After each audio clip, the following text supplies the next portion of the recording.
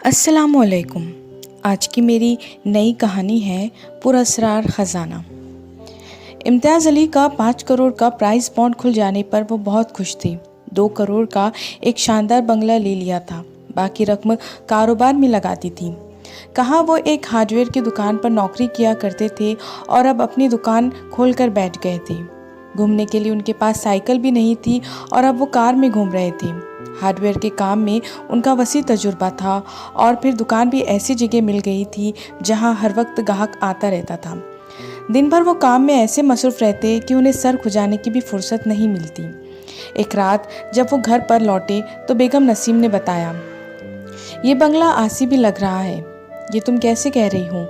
मैं जब दोपहर में छत पर कपड़े सुखाने गई तो ऐसा लगा जैसे छत पर कोई है। बेगम, ऐसा अक्सर लोगों को वहम हो जाता है।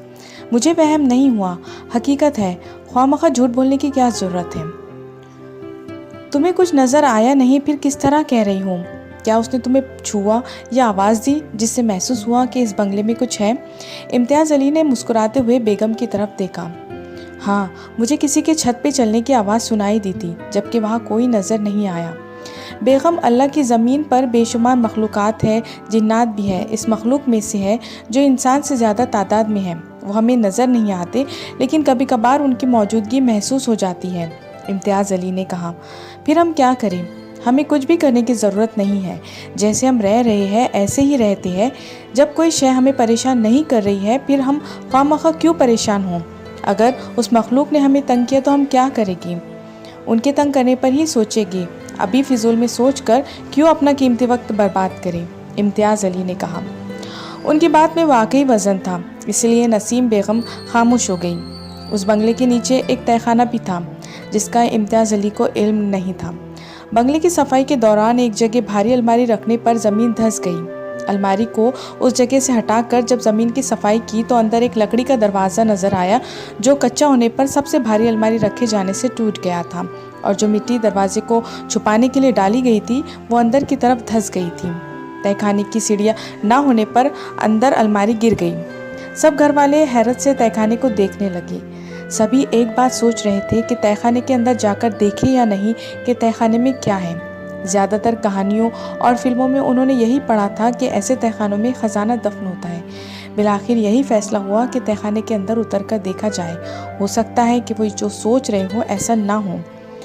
तहखाना खाली होने की सूरत में वो फालतू का काट कबाड़ उसके अंदर रख देगी। तहखाने में उनसे पहले बंगले में रहने वालों का फालतू सामान बहुत था, वो सब निकाल कर बाहर फेंक दिया गया।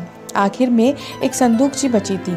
अभी वो उसकी तरफ बढ़ने ही वाले थे कि एक सियाह रंग की नागिन संदूक के पास से निकली और तेज़ी से एक सुराख में दाखिल होकर गायब हो गई। इम्तियाज़ अली के दोनों बेटों मुबशिर और एजाज ने कुछ सोचा और फिर संदूकची की तरफ बढ़ गए। संदूकची खोलने पर उनकी आंखें हैरत से फटी की फटी रह गईं। संदूक जवाहरात और सोने चांदी से भरी हुई थी। इम्तियाज़ अली भी एक लम्हे को चौंके बगैर ना रह सके। अब्बू, ये, मुबशिर ने कहना चाहा। हाँ, मैं भी देख रहा हूँ, लेकिन इन पर हमारा हक नहीं है। साबिका मालिक मकान की ये मिल्कियत है। ये बंगला हम उससे ख़रीद चुके हैं। उसकी हर चीज़ पर हमारा हक है, एजाज ने कहा। हाँ, हर चीज़ पर हक है। बंगले का सौदा करते हुए ये बात मुआहदे में शामिल नहीं थी कि संदूकची के जवाहरात भी हमारे होंगे। हो सकता है कि बंगले के मालिक के माँ बाप ने बुरे वक्त के लिए तहखाने में छुपाए हो और फिर उनको निकालने का मौका ना मिला हो। तुम इसे वापस से बंद कर दो। मैं कल ही बंगले के पुराने मालिक बशीर अहमद से इस सिलसिले में बात करूँगा, इम्तियाज़ अली ने कहा। अबू की बात सुनकर वो दोनों तिलमिला कर रह गए। घर आई इतनी सारी दौलत को खुद ठुकरा रहे थे। उन्होंने संदूक को बंद कर दिया। रात को सोने से कबल एजाज को अपने कमरे से बाहर किसी सांप के फनकारने की साफ तौर पर आवाज़ सुनाई दी। उसने फ़ौरन खिड़की से बाहर झाँक कर देखा, लेकिन बाहर कुछ भी नहीं था। एजाज ने अपना वहम समझा और बिस्तर पर लेट गया। रात में कई बार उसकी आँख खुली और हर बार उसे सांप के फनकारने की आवाज़ सुनाई दी। वो दिल ही दिल में डर रहा था कि कहीं तय खाने वाली नागिन कमरे में दाखिल होकर डस ना ली, लेकिन ऐसा हुआ नहीं। सुबह बेदार होने पर उसकी तबीयत बोझल बोझल सी थी। दूसरे दिन इम्तियाज़ अली ने बशीर अहमद से मुलाकात और तय खाने वाली बात बताई। वो उनकी बात सुनकर बोले, तुम्हें तय खाने के बारे में कैसे पता चला? हालांकि हमने तय खाने के दरवाजे पर मिट्टी डालकर ज़मीन को इस तरह से हमवार किया था कि किसी को भी तय खाने के बारे में पता ना चले। ज़मीन को मुसलसल पानी मिलने से दरवाज़ा खुल गया है, इसीलिए भारी अलमारी का वज़न बर्दाश्त न कर सका और वो टूट गया। इम्तियाज़ अली ने बताया, हाँ ऐसा ही हुआ होगा। लकड़ी का दरवाज़ा मेरे बचपन से लगाकर उस पर मिट्टी डाल दी गई थी। मैं भी वक्त के साथ साथ बूढ़ा हो गया हूँ, फिर वो तो लकड़ी का दरवाज़ा है। इतना अरसा गुजर जाने पर उसका खुल जाना यकीनी है, बशीर अहमद ने कहा। मेरा मकसद यहाँ आने का ये बताना मकसूद नहीं है कि तहखाना है, बल्कि ये बताना है कि तहखाने के अंदर एक संदूकची है जो जवाहरात और सोने चांदी से भरी है। हमने बंगले का मुआहिदा किया था, उस संदूक का नहीं, लिहाजा वो संदूक तुम्हारी अमानत है, उस पर हमारा कोई इख्तियार नहीं है। इम्तियाज़ अली ने कहा, मैं तुम्हारी बात समझ रहा हूँ, ईमानदार लोग ऐसा ही हुआ करते हैं। मैं चाहने के बावजूद भी वो संदूक नहीं ले सकता। वो क्यों? इम्तियाज़ अली चौंके। उन्हें हैरत हो रही थी कि लोग जवाहरात और सोने चांदी पर जान दे देते हैं और मैं उनको वो दे भी रहा हूँ, लेकिन वो इनकारी हो रहे हैं। मेरी बात सुनकर यकीनी तौर पर तुम्हें हैरत हो रही होगी, और बात भी हैरत की ही है कि मैंने पूरी ज़िंदगी काम करते गुजार दी है, लेकिन इतनी दौलत जमा नहीं कर सका। ऐसे में मेरी जगह कोई भी शख्स हो, वो आई हुई दौलत को जाने नहीं देगा।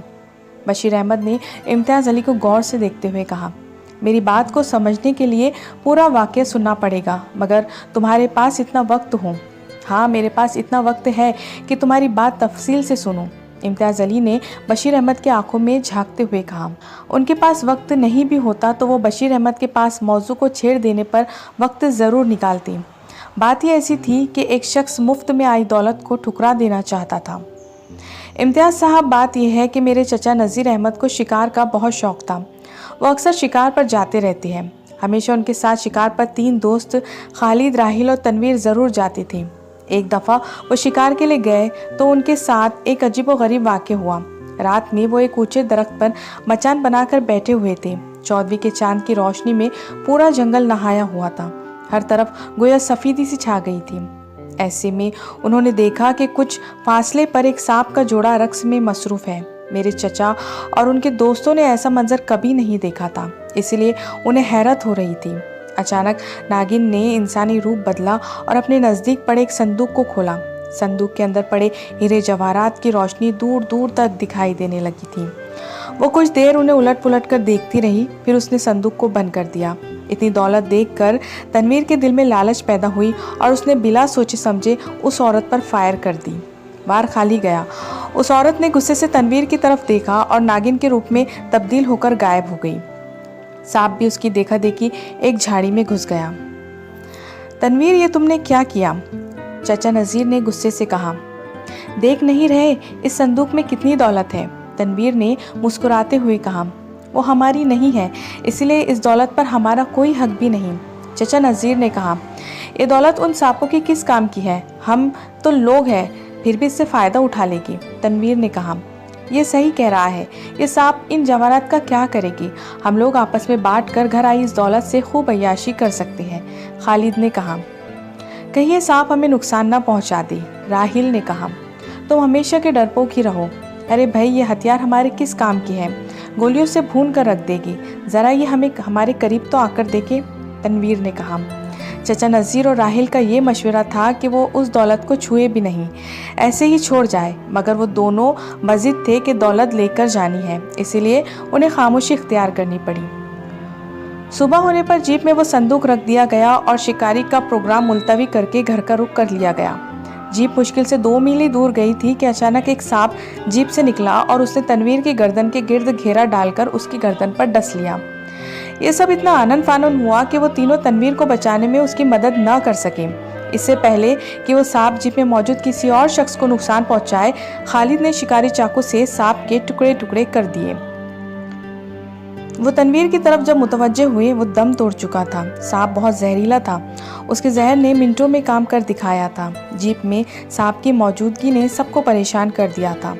उन्होंने जीप से उतरकर जीप की तलाशी ली। जब इत्मीनान हो गया कि सांप के साथी नागिन जीप में मौजूद नहीं है, वो जीप में बैठे। उन्हें तनवीर की इस तरह हलाकत पर अफसोस हो रहा था, लेकिन वो कर भी क्या सकते थे? जो भी हुआ वो अचानक हुआ था।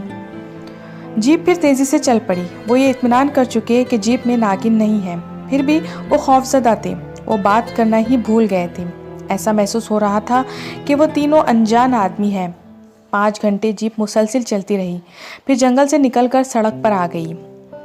वो दोपहर का वक्त था, धूप में तेज़ी आ गई थी। अचानक टायर पंक्चर होने पर उन्हें जीप रोकना पड़ी। जीप से नीचे उतरने को कोई भी तैयार ना था और जीप से उतरे बगैर टायर तब्दील नहीं हो सकता था।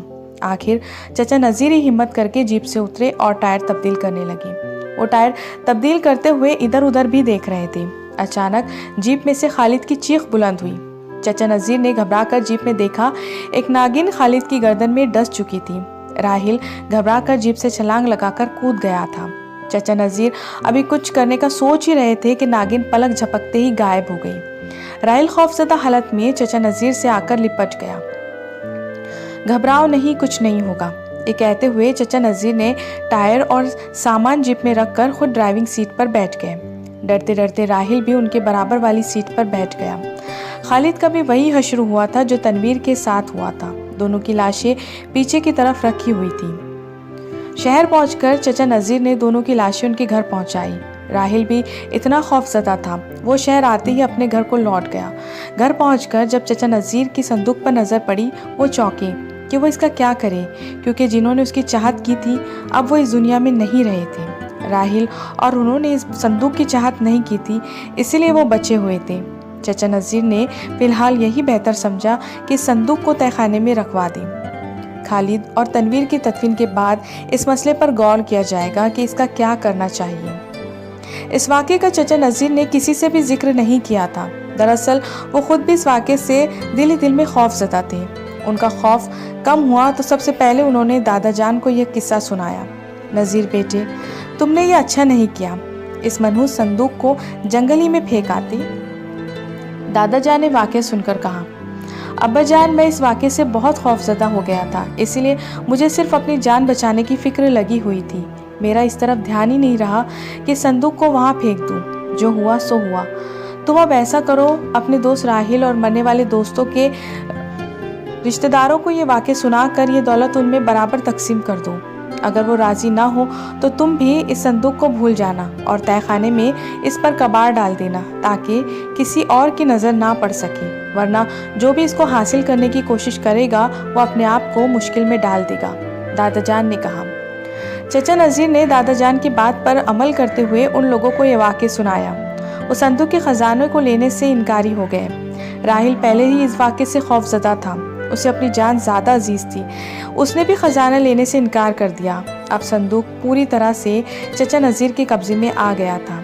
वो उससे जिस तरह चाहते फ़ायदा उठा सकते थे, मगर वो फ़िलहाल ख़जाने से फ़ायदा उठाना नहीं चाहते थे। इसलिए संदूक को भूलकर अपने कारोबार में मगन हो गए। कारोबार में उतार चढ़ाव तो आता रहता है, ऐसा ही चाचा नज़ीर के साथ भी हुआ। उन्हें कारोबार में ज़बरदस्त नुकसान हुआ। वो अर्श से फर्श पर आ गए। ऐसे में उन्हें उस संदूक का ख्याल आया और वो किसी से मशवरा किए बगैर तहखाने में उतर गए। संदूक को खोलकर देखा। संदूक का खजाना अभी तक जू का तू ही रखा था। उस खजाने को देखकर खुशी से उनकी आंखें चमकने लगी थी और वो खुशी के मारे चीखते हुए कहने लगी, अब ये सब खजाना मेरा है, मैं खजाने का मालिक हूँ। ये खजाना किसी को नहीं दूंगा, सारा का सारा खजाना मैं इस्तेमाल करूँगा। वो खुशी के मारे ज़ोर ज़ोर से चीख रहे थे और उनकी आवाज़ तहखाने का दरवाज़ा खुला होने पर बाहर तक आ रही थी। अब्बा जान ने भी उनकी आवाज़ सुन ली थी। वो तेज़ी से तहखाने के अंदर लपके।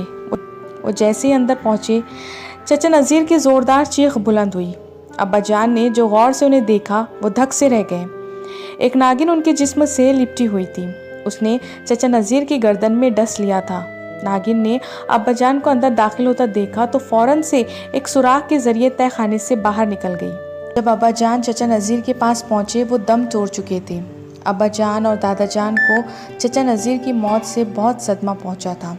उन्होंने चाचा नज़ीर की तदफीन के बाद तहखाने में काट कबाड़ डालकर दरवाजे पर मिट्टी डालकर इस तरह हमवार कर दिया था कि किसी को पता ना चले कि यहाँ तहखाने का दरवाज़ा है। ये कहानी सुनकर यकीनन मेरी बात समझ में तुम्हें आ गई होगी कि मैं क्यों संदूक वाला ख़जाना लेने से इनकार कर रहा हूँ। हाँ, वाकई बात समझ में आने वाली है कि जो भी इस ख़जाने की चाहत करेगा उसे वो नागिन डस लेगी, इम्तियाज़ अली ने कहा। वो बशीर अहमद के पास से चले आए। उनकी बात समझ में आ गई थी कि उससे पहले की तरह तहखाने को बंद कर देना होगा, इसी में भलाई है। इम्तियाज़ अली के बंगले से चले जाने पर मुबश्शिर और एजाज समझ गए थे कि ये दौलत उनके हाथ से जाने वाली है। उनके आने से पहले पहले वो कुछ कर सकते थे। वो उस दौलत से महरूम होना नहीं चाहते थे, इसलिए वो किसी को बताए बगैर ही तहखाने में दाखिल हो गए। वो दोनों आहिस्ता आहिस्ता कदम बढ़ाते हुए संदूक की तरफ बढ़े। दोनों ने एक दूसरे को मानी खेज अंदाज में देखा और संदूक को खोल दिया। हीरे, जवाहरात और सोने चांदी की चमक दमक देखकर उनकी खुशी से बातचें खिल उठी।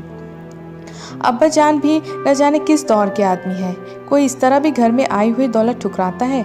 मुबश्शिर ने कहा, हम जिंदगी भर कमा कर भी इतनी दौलत इकट्ठी नहीं कर सकते। एजाज ने कहा, दिल चाह रहा है कि सारी की सारी दौलत अब्बा जान से छुपा कर रख दूँ, मगर ऐसा मुमकिन नहीं है। वो हमसे दौलत निकलवा कर ज़रूर उस बूढ़े खूसट बशीर अहमद को दे देगी, इसलिए कुछ दौलत छुपा देते हैं, फिर मौका मिलते ही इस दौलत से फ़ायदा उठा लेगी।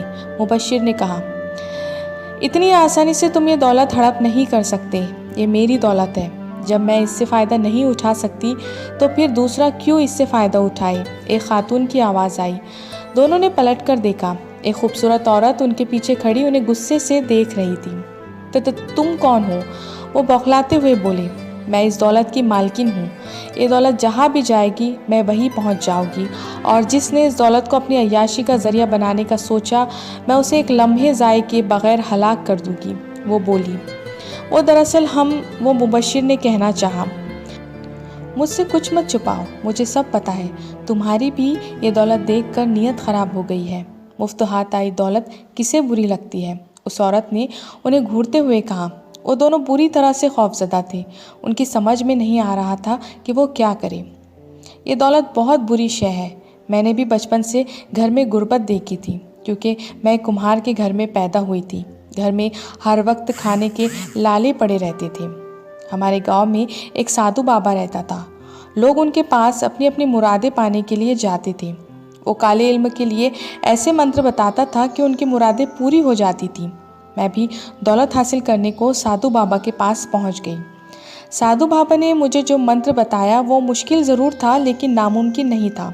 मैं रोज़ाना सुबह सवेरे घर से दरिया किनारे निकल जाती थी।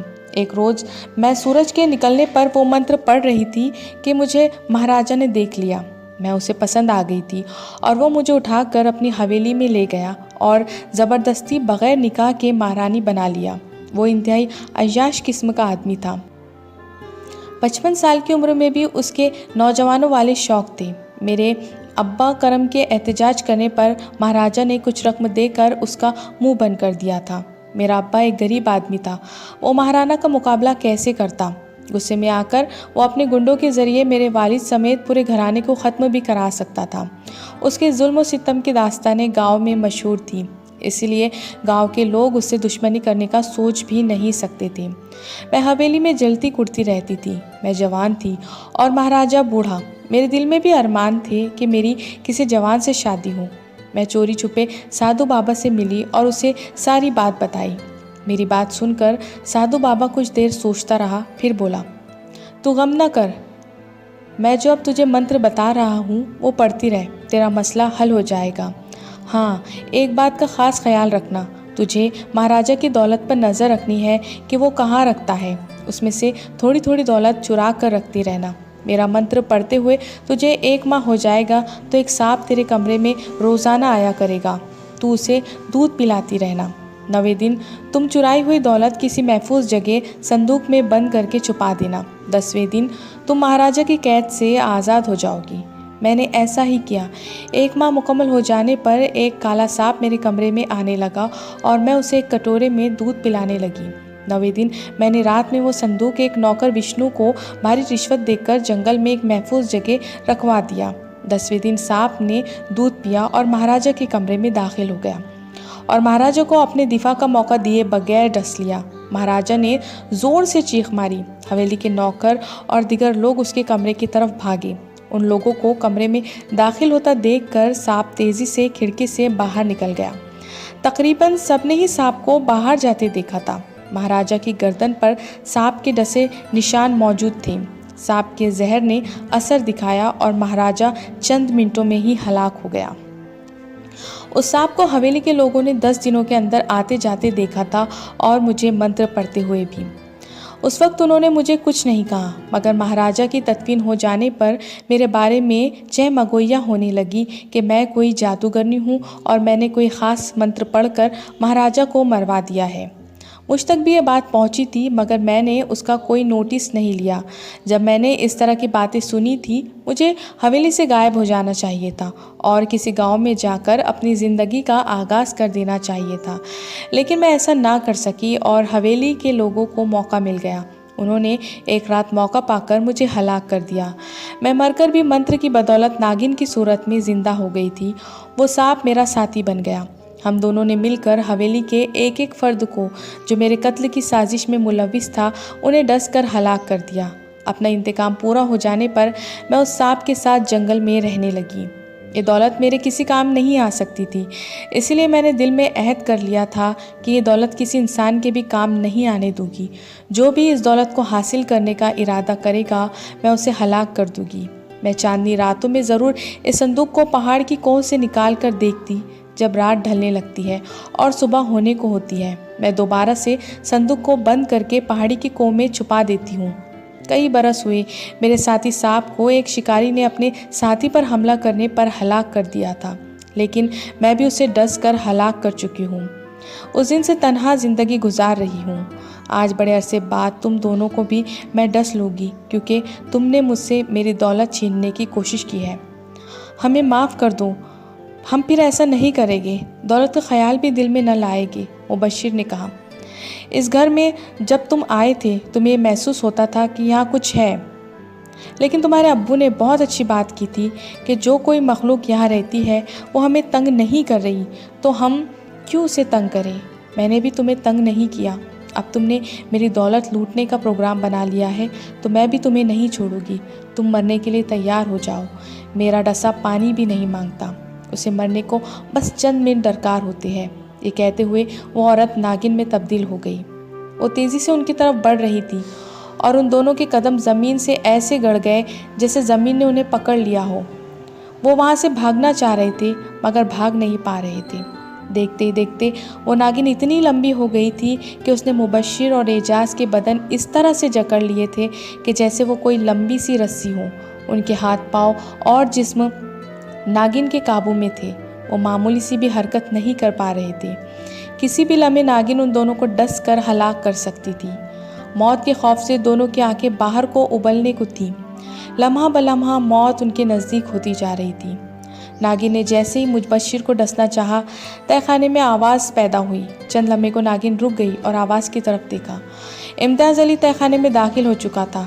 ये मंजर देखकर एक लम्हे को उनके चेहरे पर घबराहट तारी हुई और वो संभल कर बोले, बहन, ये दोनों नासमझ है, इनसे गलती हुई, जिसकी मैं तुमसे माफ़ी मांगता हूँ और तुमसे वादा करता हूँ कि तुम जहाँ कहोगी ये ख़जाना वहाँ पहुँचा दूँगा।